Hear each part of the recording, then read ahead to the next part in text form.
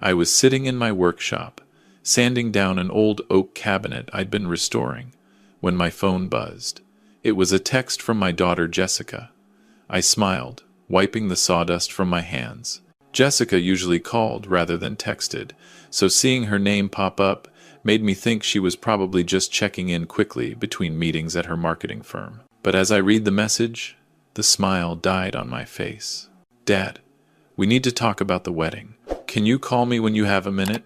My heart started racing. Jessica and Tyler were getting married in 4 months at a resort in Maui. I'd been looking forward to it for over a year, ever since they got engaged. After my wife Linda passed away from cancer 6 years ago, Jessica had been my anchor. We'd gotten even closer, if that was possible. And now she was starting her own family. I was so proud. I hit the call button immediately. "Hey, Dad," Jessica answered, but her voice sounded strained. "Sweetheart, what's wrong? Is everything okay with the wedding?" There was a pause. "Yeah, everything's fine. The venue is beautiful. The caterer is confirmed. It's just, Tyler and I have been talking, and we need to discuss something with you." A knot formed in my stomach. "Okay, what is it? Can you come over for dinner tonight? Tyler thinks it would be better to talk in person." Tyler thinks. Not we think, Tyler thinks. I'd been noticing that phrase more and more over the past year. Tyler, my soon-to-be son-in-law, was a 34-year-old software engineer at a startup that had recently gone public. He made good money, drove a Tesla, and wore expensive watches. He wasn't a bad guy, exactly, but there was something about him that had always rubbed me the wrong way. A certain smugness. The way he'd explain things to me like I was a child. Just because I was a retired electrician who preferred working with my hands over staring at screens all day. But Jessica loved him, and that was what mattered, right? "Sure, honey. What time?" 7? I'll make your favorite, pot roast. After we hung up, I tried to get back to work on the cabinet, but I couldn't focus. My mind kept wandering to worst-case scenarios. Was the wedding being called off? Was Jessica sick? Was Tyler sick? I showed up at their house in Bellevue at 6:45, holding a bottle of wine and a bouquet of flowers for Jessica. They'd bought the place 2 years ago. A beautiful modern townhouse with floor-to-ceiling windows and a view of Lake Washington. I'd helped them with the down payment. $25,000 from the life insurance money Linda had left me. Linda would have wanted that. She always said family comes first. Tyler answered the door. He was wearing slacks and a button-down shirt, like he'd just come from the office, though it was already past 7. "David, come in," he said, shaking my hand with that firm grip he always used, like he was trying to prove something. "Can I get you a drink?" "Just water, thanks." Jessica came out of the kitchen, wiping her hands on a towel. She hugged me, but it felt tense, forced. We sat down to dinner, making small talk about my restoration projects, Jessica's latest marketing campaign, Tyler's stock options. But I could feel the elephant in the room, growing bigger with each passing minute. Finally, after we'd cleared the plates, Tyler looked at Jessica and nodded. She took a deep breath. "Dad, you know how much this wedding means to us." "Of course I do, sweetheart. And you know how grateful we are for everything you've done. The down payment for this house, helping us with the car when mine broke down, watching Emma whenever we need you." Emma, my 7-year-old granddaughter from Jessica's first marriage. Her father had taken off when she was 2, and I'd stepped in to help. I loved that little girl more than anything. "You don't need to thank me, Jess. That's what family does."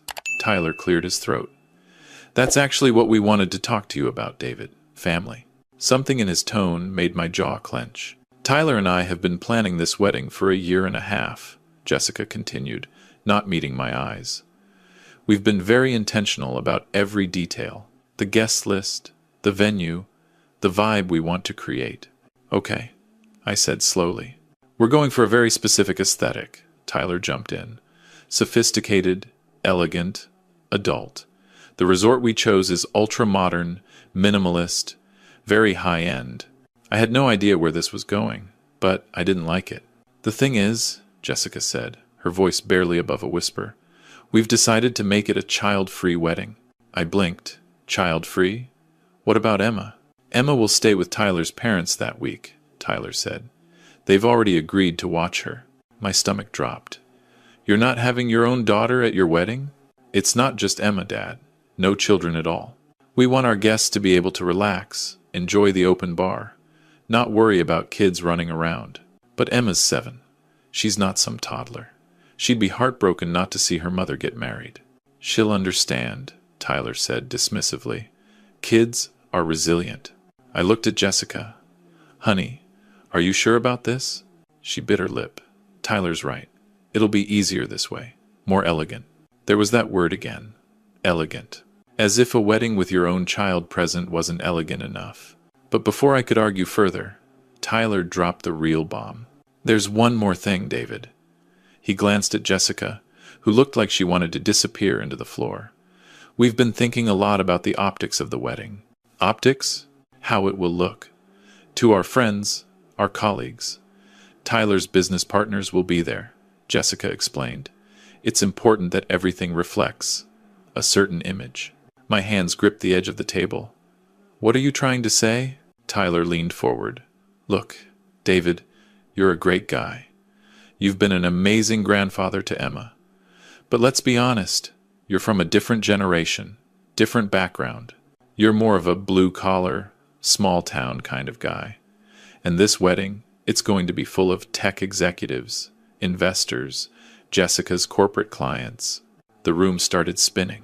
What Tyler means, Jessica said quickly, is that maybe it would be better if you didn't come to the ceremony itself. You could join us for a small family dinner the next day. Just the 4 of us.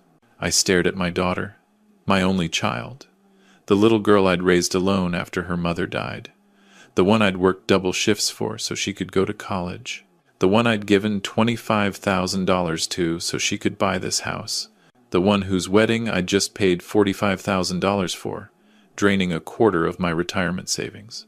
Let me get this straight, I said, my voice eerily calm. You're uninviting me from your wedding because I'm an embarrassment?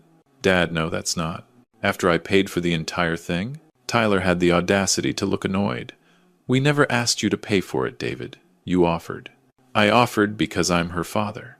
Because that's what fathers do. And we appreciate it, Tyler said, like he was talking to an employee. But the money was a gift. Gifts don't come with strings attached. I stood up. A gift? You think $45,000 was a gift with no expectations? You're right, Tyler. I expected my daughter would want her father at her wedding. Apparently, that was asking too much. Dad, please. Jessica's eyes filled with tears. You're being dramatic. We're not saying you're not important to us. We're just saying that maybe, for this one day, it would be better. Better for who, Jessica?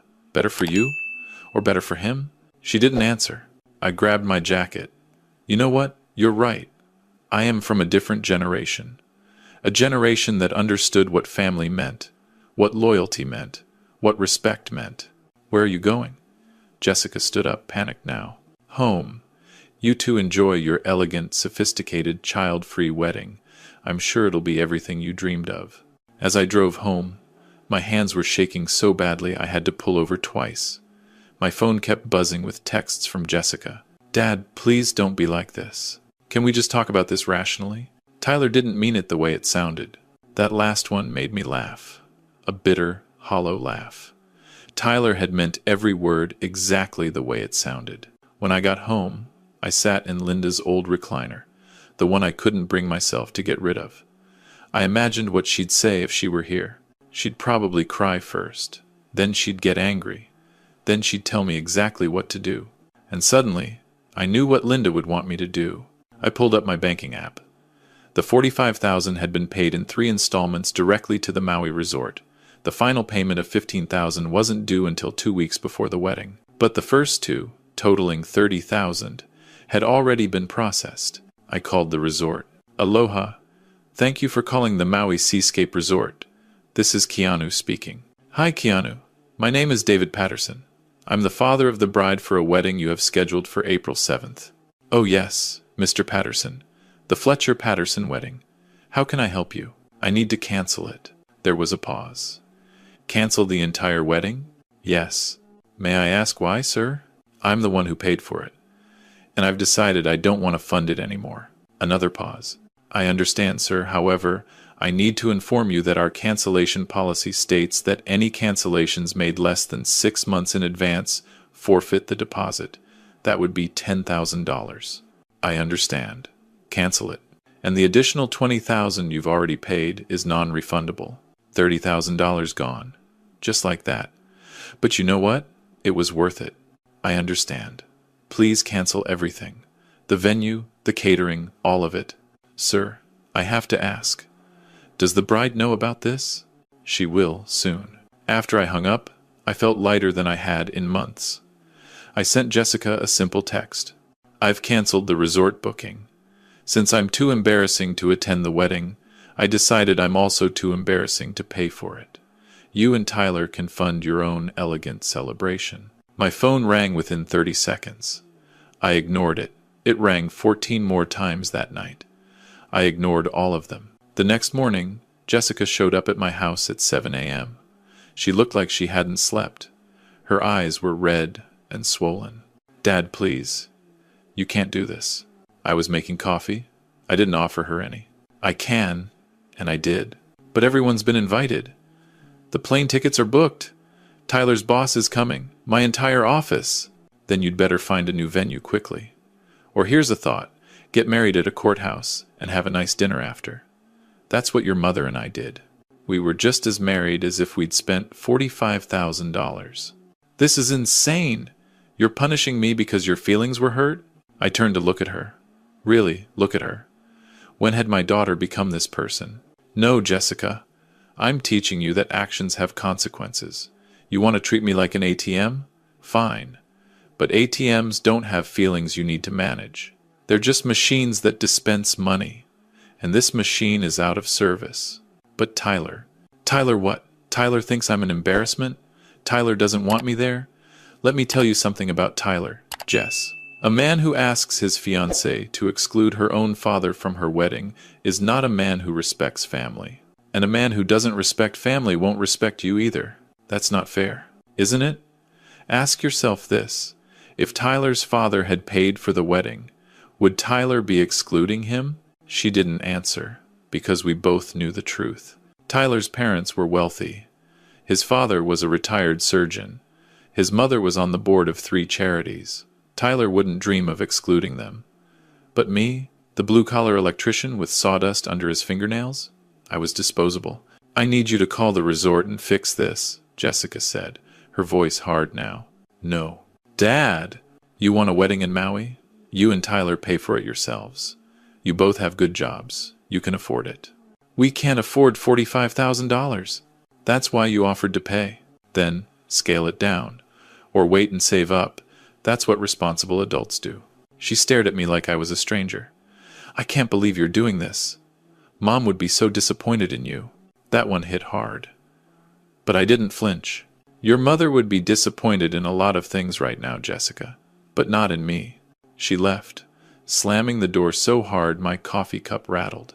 Over the next week, I got calls from everyone. Tyler's mother, all polite ice and veiled accusations.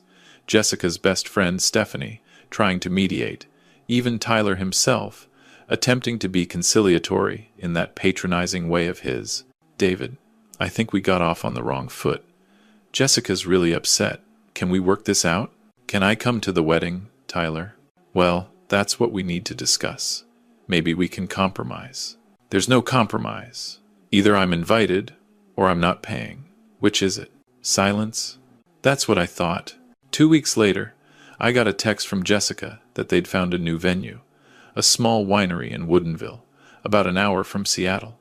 They'd downsized the guest list from 150 to 60. They were paying for it themselves, with help from Tyler's parents.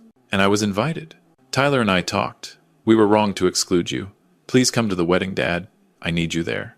I should have felt victorious. But mostly, I just felt sad. I agreed to go, but I told her I wasn't walking her down the aisle. That honor was supposed to mean something. It was supposed to represent a father giving his blessing. And right now, I couldn't honestly give Tyler my blessing. The wedding was nice enough. Small, intimate, nothing like the Maui extravaganza they'd planned. Jessica looked beautiful. even though I could see the disappointment in her eyes every time she looked at the simple decorations, the local DJ instead of the band they'd wanted. Tyler barely spoke to me. His parents were cordial but cold. I sat at a table with Emma, who was thrilled to be included after all, and my sister Margaret, who'd flown in from Phoenix. "That boy's not going to make her happy," Margaret whispered during the toasts. "I know. So why didn't you stop it?" "You can't stop someone from making their own mistakes, Maggie. You can only be there to help them pick up the pieces after." I didn't know how right I was. The first year of their marriage was rocky. Jessica called me less and less. When she did, she sounded tired, stressed. She'd lost weight. The spark that had always made her Jessica was dimming. I tried to be supportive without being pushy. I invited them to dinner once a month. Tyler usually made excuses, but Jessica came sometimes, always with Emma. We'd cook together like we used to, and for a few hours, things felt normal. Then came the phone call that changed everything. It was 10 p.m. on a Tuesday. Jessica never called that late. "Dad?" Her voice was shaking. "Can I come over?" "Of course. Are you okay?" "I'll be there in 20 minutes. She showed up with Emma, a duffel bag, and red eyes. Emma was already in her pajamas, half asleep. "Let me put her in the spare room," I said. After I'd tucked Emma in, I found Jessica sitting at my kitchen table, staring at nothing. What happened? I found text messages between Tyler and someone named Amber from his office. My jaw clenched. What kind of messages? The kind that made it very clear he's been sleeping with her for at least 6 months. I wanted to kill him. I wanted to drive to their townhouse and drag him out into the street. But Jessica needed me calm. "I'm so sorry, honey." "That's not even the worst part." She laughed, but it was broken. I confronted him. You know what he said? He said it was my fault, that I'd gotten boring after the wedding, that I was always tired, always stressed about money. Money? I thought Tyler made good money. He does. He did. But he's been spending it on Amber, I'm guessing. On himself. He bought a boat last month, Dad, a boat. We can barely afford our mortgage, and he bought a $40,000 boat. Jesus. I asked him if we could go to counseling. He laughed. He said if I wanted to keep him, I needed to be more like I was when we first met. More fun, more easygoing. Less. She choked on the word. Less like my father. There it was again. That contempt for me, for what I represented. "What do you want to do, Jess?" "I want to leave him, but I don't know if I can. The house, Emma's school, everything's here, and I'd have to start over, again. You can stay here as long as you need. You know that." She started crying then, real, gut-wrenching sobs. I held her like I used to when she was little and had scraped her knee. "I'm so sorry, Dad. You were right about him. You saw it, and I didn't want to see it. Don't apologize. You loved him. There's no shame in that. I should have listened to you. I should have never uninvited you to the wedding. That was so horrible. I keep thinking about it, how I chose him over you, how I let him make me believe you were the problem. It's okay. It's not okay. You gave me $25,000 for our house. You were going to give me $45,000 for the wedding, and I told you that you were too embarrassing to be there. What kind of daughter does that? A daughter who was manipulated by someone she trusted. That's not your fault, Jessica. We talked until 3 in the morning. About Tyler, about the marriage, about what came next. In the end, she decided to file for separation. She got a lawyer. Tyler fought it at first, angry that she was giving up so easily. But when she threatened to expose his affair to his boss, he backed down. The divorce took 8 months. Tyler kept the boat and his Tesla. Jessica got primary custody of Emma and the townhouse, though she'd have to refinance it in her name only. That meant she needed a co-signer. She asked me. And this time, I said no. "Dad, please. I can't afford the mortgage on my own without a co-signer. The bank won't approve me." "Then sell the house, Jess."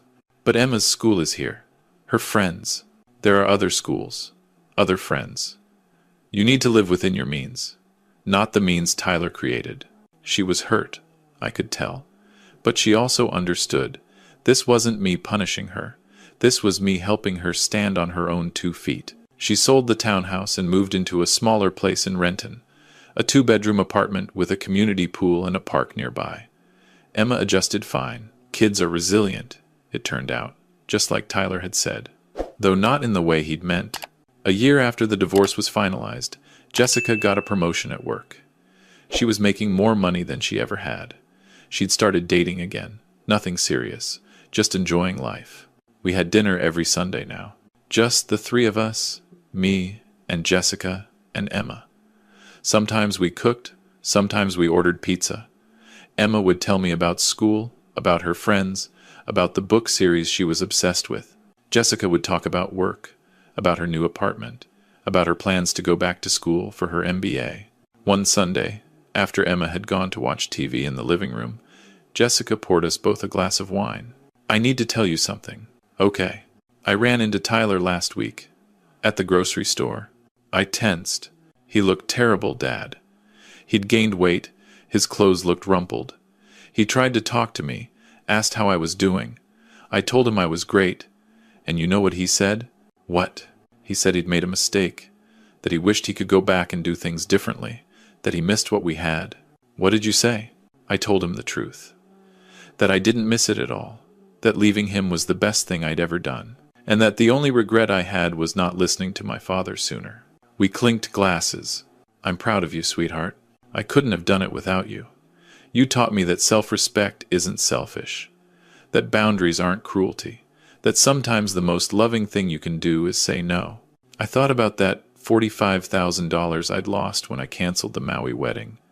At the time, it had felt like a massive amount of money.